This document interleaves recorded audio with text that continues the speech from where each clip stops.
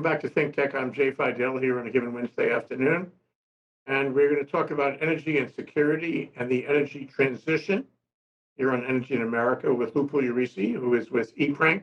EPRINC is he's the president of EPRINC, and that's an energy policy research foundation in Washington, D.C. You remember Washington? It's a quiet city these days, much quieter than it used to be, I think. Welcome to the show, Lou. Nice to see your smiling face. It's good to be here. Good to be here.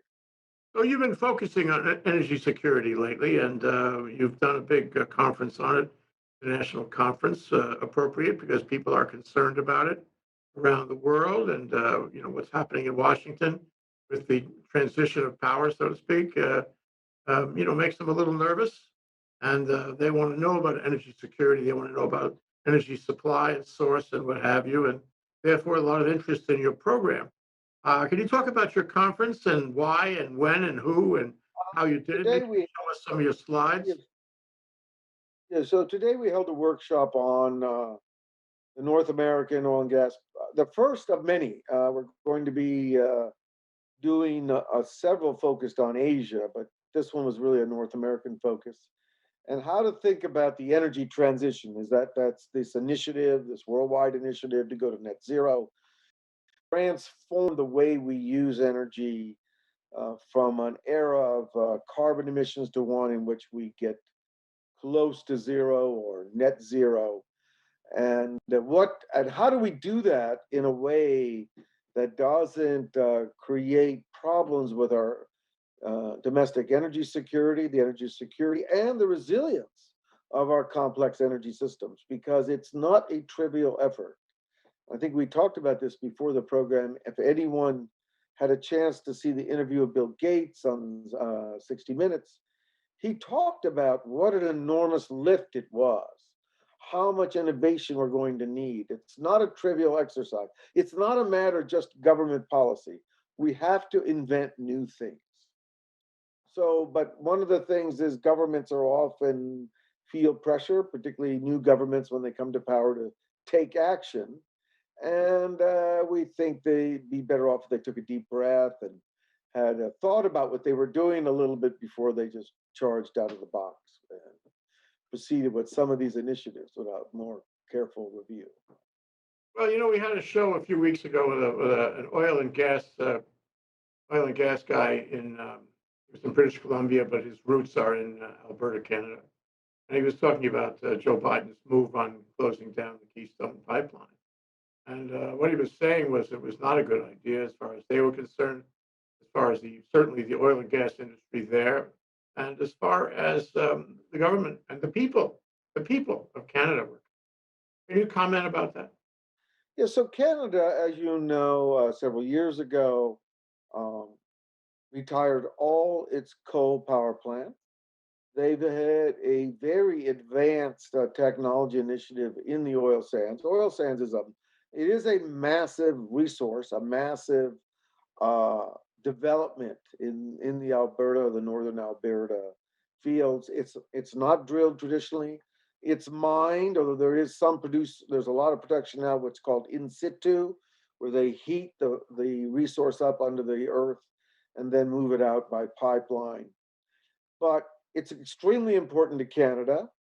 Canada is America's largest trading partner, and virtually all crude oil exports from Canada come to the US, as do, by the way, a lot of crude oil exports from the US to Canada in different parts of the border, and petroleum products.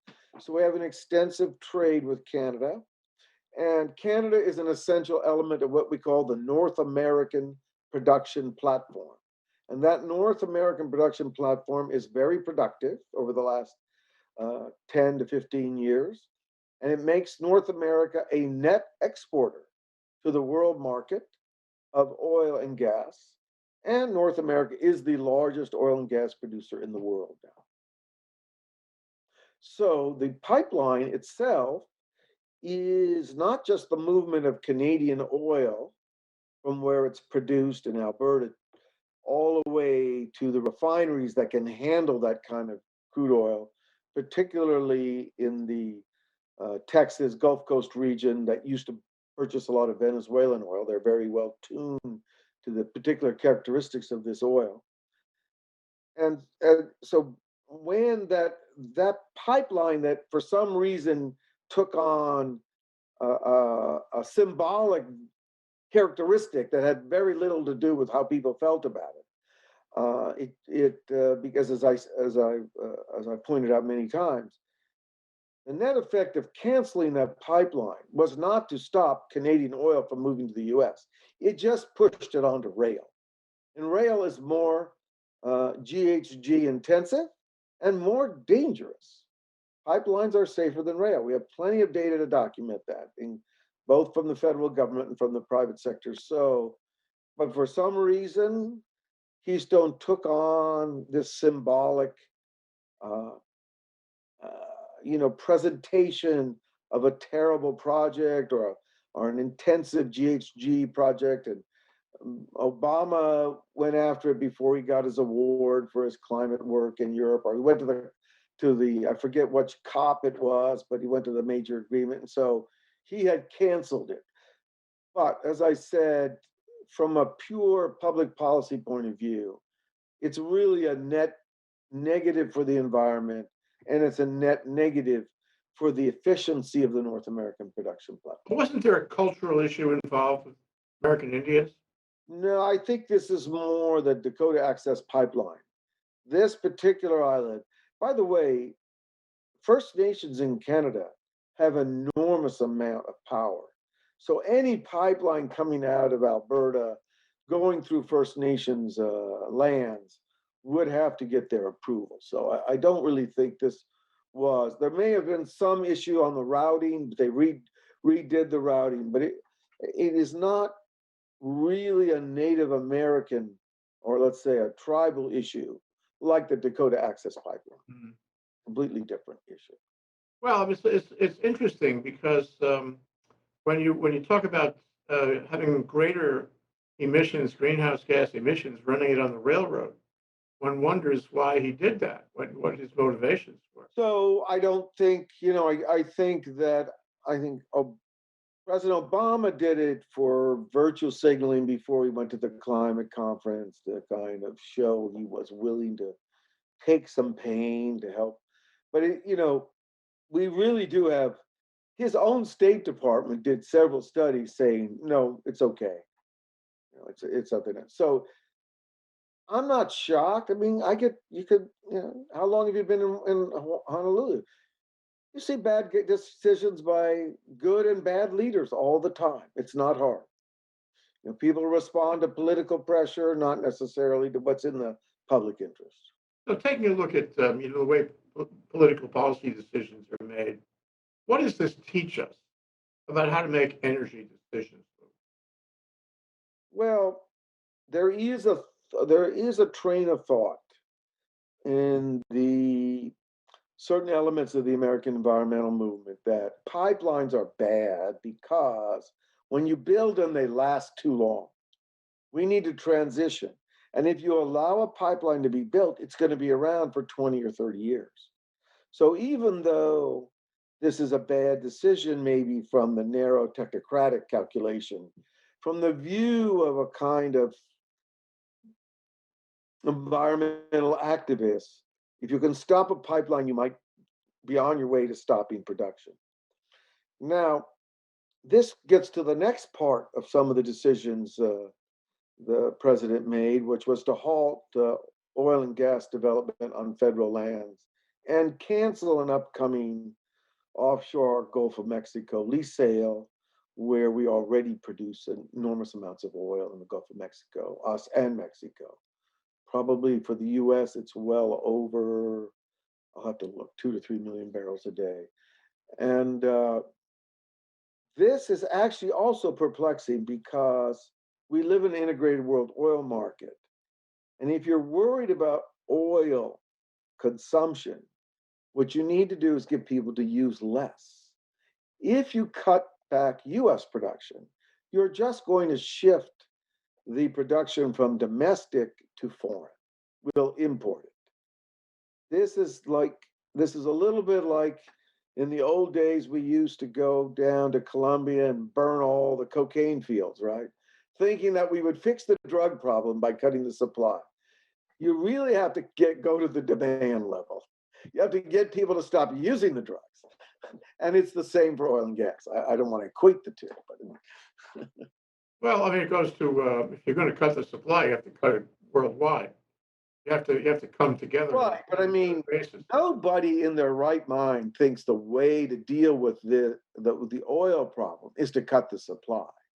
The way to do this is to find alternatives to existing petroleum use to lower the demand.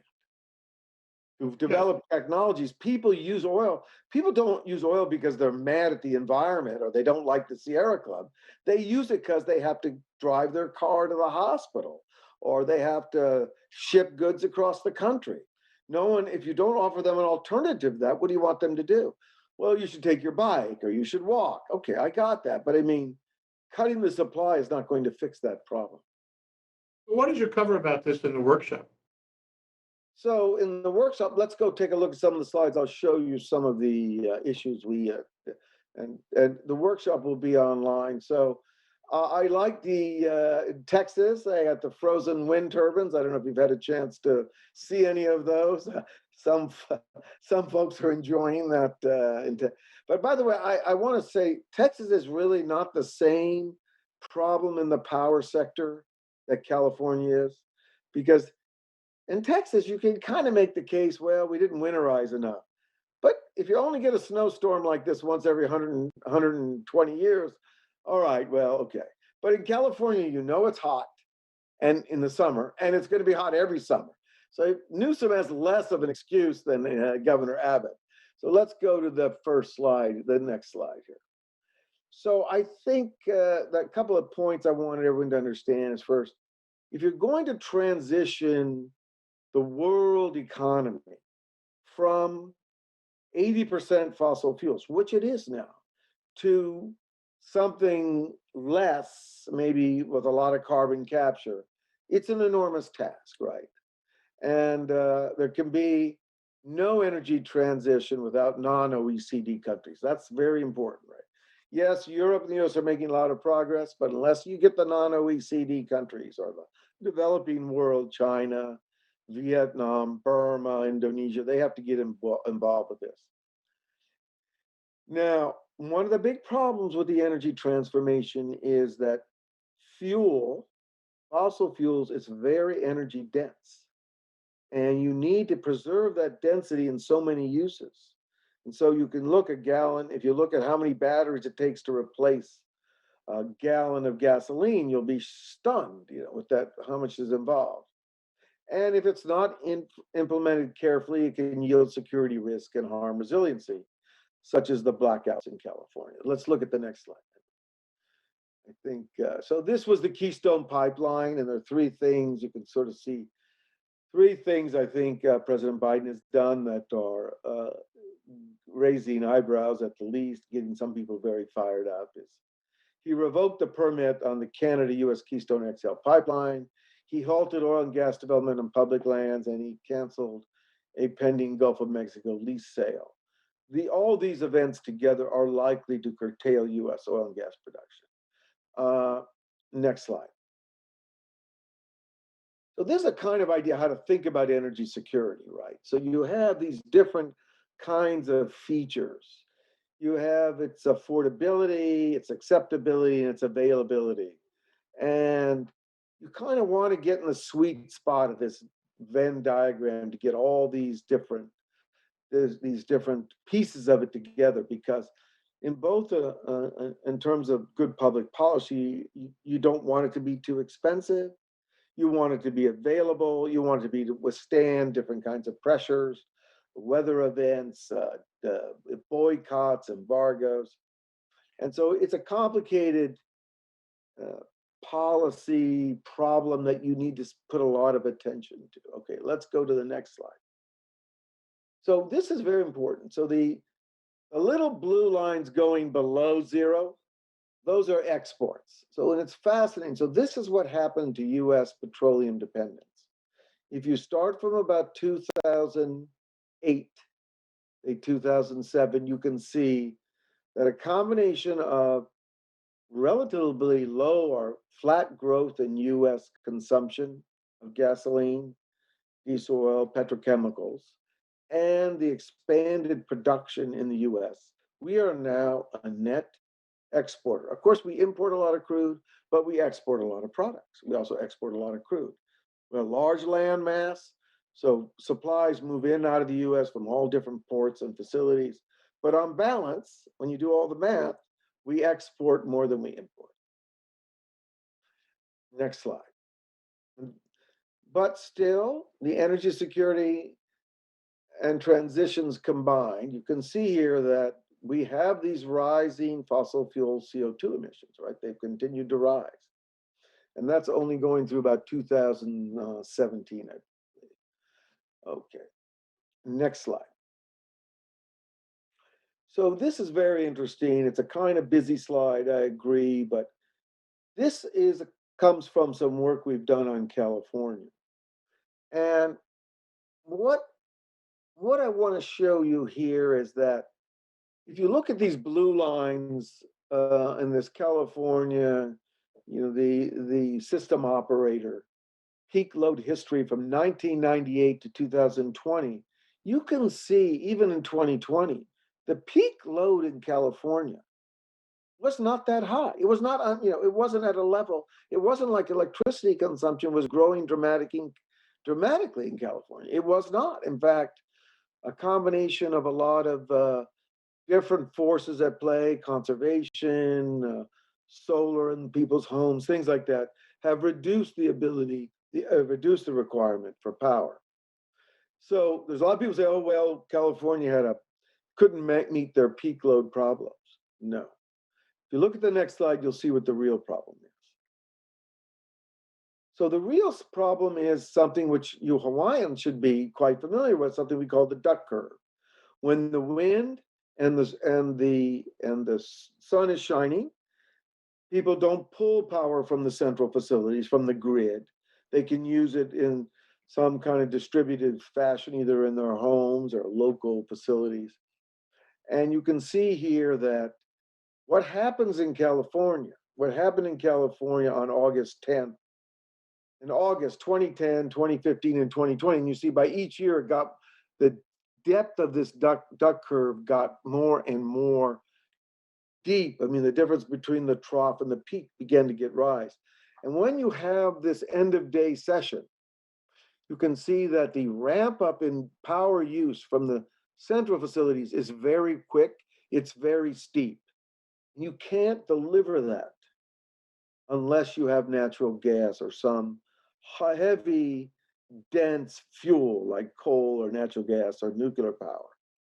And I think this was a case in California, which is a little different than what was going on in Texas, in which people want the transition really badly, but they sort of fooled themselves that they could deal with the intermittency of the renewables and that they really didn't have enough battery power. They didn't have enough management of the grid to do that. And so part of our theme is, okay, if you want to do this energy transition, you need to keep the public convinced you know what you're doing. Because if you don't keep the lights on, people don't really care why they went out. They don't know if to blame the wind or the cold or whatever. They blame the governor. There's a recall movement in California for Governor Newsom, and they have enough signatures now. I mean, for the minimum, or they'll get enough to surpass challenges we don't know yet. But the point is, there's nobody signing those recalls that are into the intricacies of electric power generation in California. They just say, well, this governor's incompetent. He can't keep the lights on. So my sort of, advice, let's say, to both sides of the aisle or to people on both sides of this issue is you better show a lot of competency in how you deliver power and how you deliver fuel. Because whatever you want to do with the energy transition, you're not going to get buy-in if every time you do it, you either get sucked into some political agenda or some other kind of agenda, and it appears you're not competent. This is my story, and I'm sticking to it. Okay, a couple of things I want to Yeah. just mention while we have a little time left, and one of them is, as an average person looking at the title of our program, energy security, would wonder about how secure we are against hacking by foreign national hackers.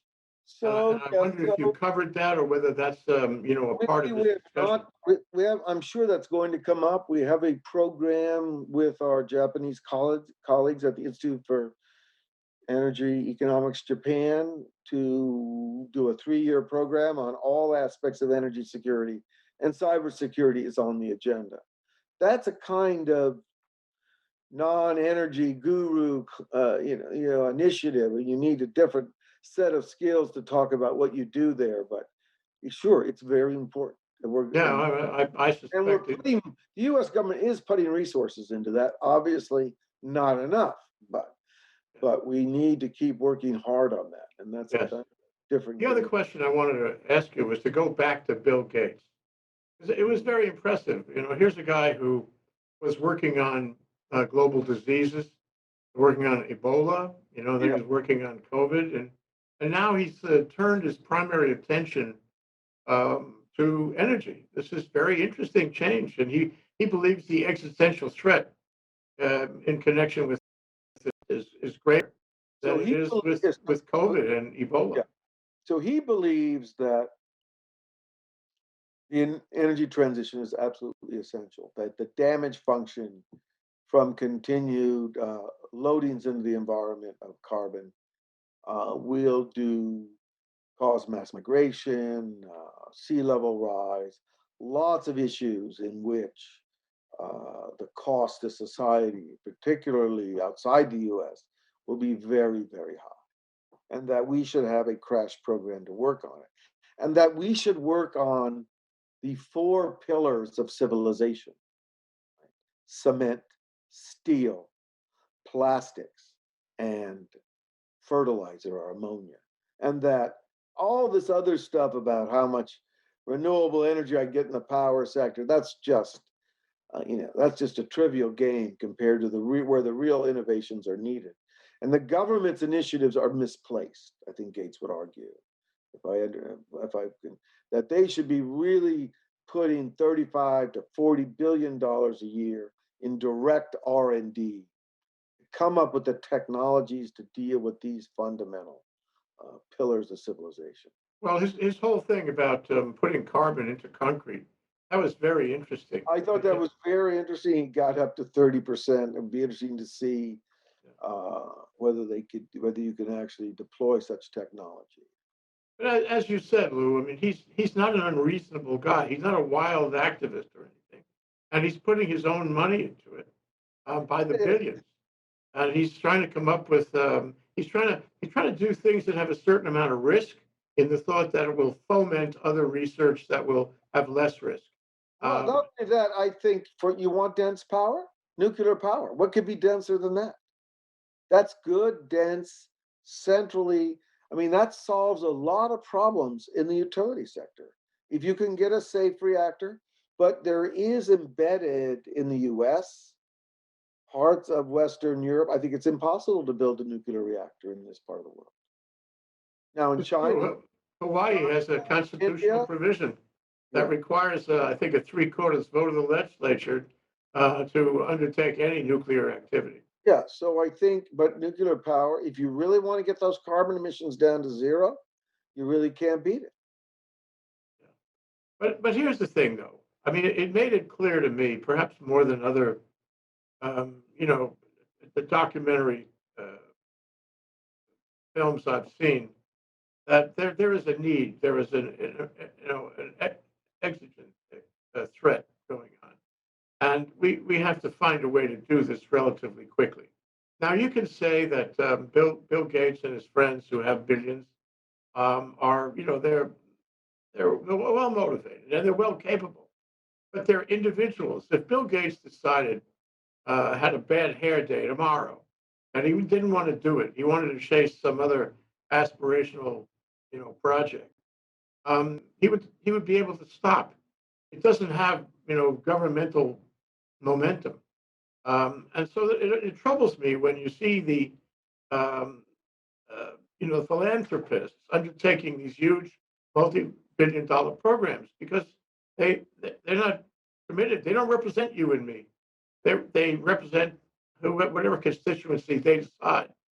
And I think ideally it is government. Ideally, government has the ability to keep on going. Bill Gates may not. And so the question is, how are we going to handle this? It is a serious threat. It does require early attention. It does require attention to a transformation, as we have discussed. Right, and it depends. So, if you talk to someone like Václav Smil, right, who is a very popular writer, he's a energy expert, Eastern European immigrant at University of Manitoba, right, has a much more pessimistic view of the world. His view is you could do a lot if you just made the buildings more efficient, if you didn't travel all around the world for your holidays, and he drives a Honda Civic, this kind of thing. So there's a lot that can be done on the efficiency side, but for the developing world in Asia or the non-OECD world, in which you're going to have massive population growth and enormous economic growth, you're going to need to have some very unique solutions. And you're going to have to start talking seriously about adaptation. And once again, I'm more probably optimistic about the future than Gates. I don't think these models are very good, and I don't think anyone thinks they're very good. There's a lot of worst case planning, worst case scenario planning, and that may prove to be correct. I mean, you need to take out some insurance for worst cases, but we might be able to move along the gradient. Maybe we can't get to net zero. What about almost net zero, right? This is the problem. Well, it's biblical. We have to do something, and we and our generations to come are going to be very unhappy about it. Yeah. And so the question is, what is the model for making these decisions, to settling these policies? And of course, you and I are not going to be able to, fashion that today. But I want to go back to one of the questions we talked about early in this discussion. What should Joe Biden, be doing here? I think He is our our leader, and hopefully a much better leader. So and he has a certain amount of credibility in his first 100 days. What kind of process should he be using to make good policy, and what should he specifically do? If you go to the main energy producing states in the US, Wyoming, Montana, Oklahoma, Texas, New Mexico, and you just talk to the people in those energy industries, Alaska, they are livid. They are just livid. And I think he could have handled that a little differently.